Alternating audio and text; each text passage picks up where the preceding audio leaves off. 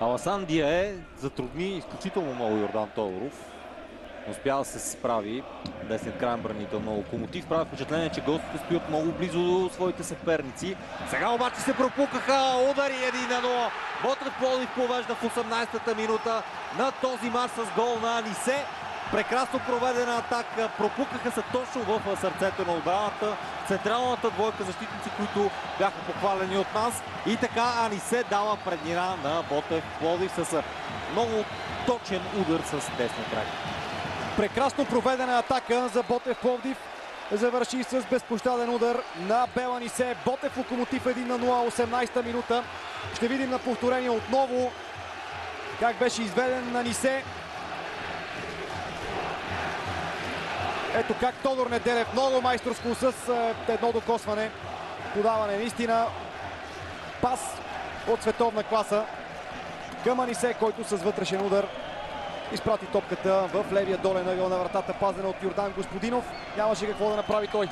Още с поемането Анисе си откри прекрасно пространство за удар. Просто пусна топката покрай Йордан Господинов. Нямаше какво да направи вратаря на Локомотив Пловдив. И ето, че Ботев при втората си добра атака от началото на двубоя стига и до гол.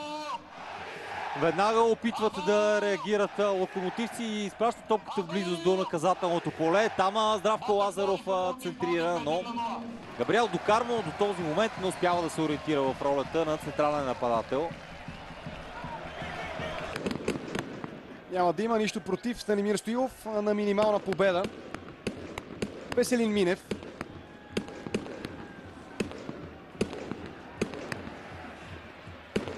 Към Ромарио Кордзор. Той добре се измъква. След това изважда топката и 2-0 за Ботев Пловдив в 55-та минута.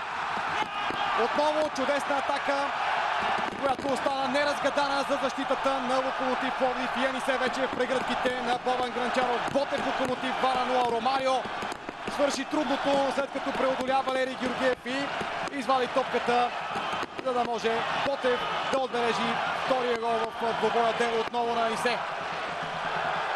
Анисе се превръща в герой за Ботев Пловдив. Най-силният матч на мадагаскарата с екипа на канарчетата, откакто се присъедини към този клуб от състава на ЦСК, но аплодисментите тук трябва да бъдат изцяло за Ромарио Кордзор. Първо при освобождаването срещу Пламен Кръчунов. След това по начина, по който подаде към Анисе, просто го задължи да реализира. Ето тук се вижда колко добре се справи Ромарио, без да гледа. Инстинктивно просто прати топката за Анисе, който връхлетя и отбеляза втория гол. Голът на спокойствието.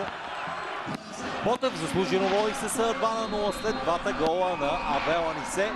И ако при първия добрата работа свърши Тодор Неделев, то тук 80% бих казал от заслугата за това попадение е на холандеца Ромарио Кордзор. Посегна отчаяно с шпагат Пламен Кръчунов. Не можа обаче да спре Абел Анисе и така Ботев вече има солидно преимущество в резултата. Абел Анисе е в 18-та и в 55-та минута. 2-0 за Ботев срещу Локомотив.